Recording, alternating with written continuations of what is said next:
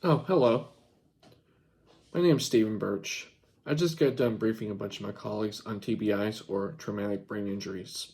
I was telling them about a buddy I had back in Anchorage when I was still active duty Air Force.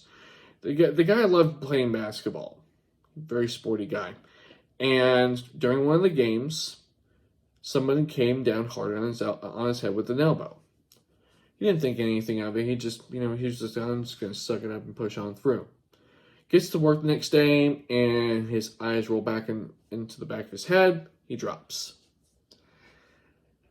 Take him to the ER, and they were like, yeah, so you just suffered a mild traumatic brain injury. And luckily for him, they actually educated him on the symptoms.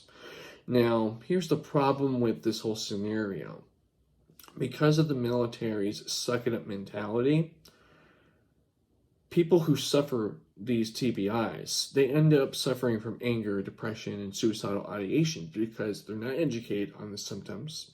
That lack of education ends up causing them to feel judgment and scrutiny from themselves and from others.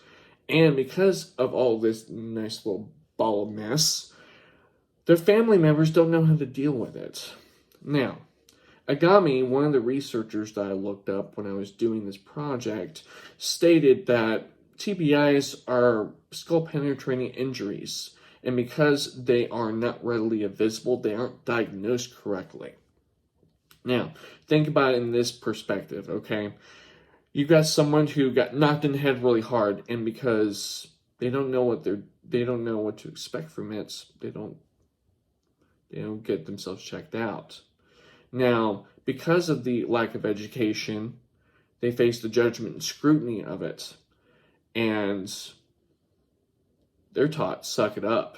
They don't want to go ahead and bring light to their injury. And because of all this, the family members don't know what's going on. Hyatt explained that the family members often see the anger, the depression, the anxiety, the suicidal ideations, and they don't know what it's coming from at all because no one's telling them anything.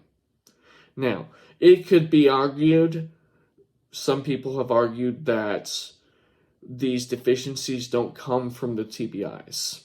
Hyde even explains that the cognitive deficiencies sometimes don't manifest themselves, but if they don't, then where did they come from? Other researchers pointed to the exact opposite. Other researchers pointed to the fact that whenever someone suffers from a mild TBI or even a severe TBI, they end up feeling these thoughts of suicide. They end up feeling the anger and everything else. So where does that leave us? I did all this research to tell my colleagues about this, and they were wondering, okay, what did you learn?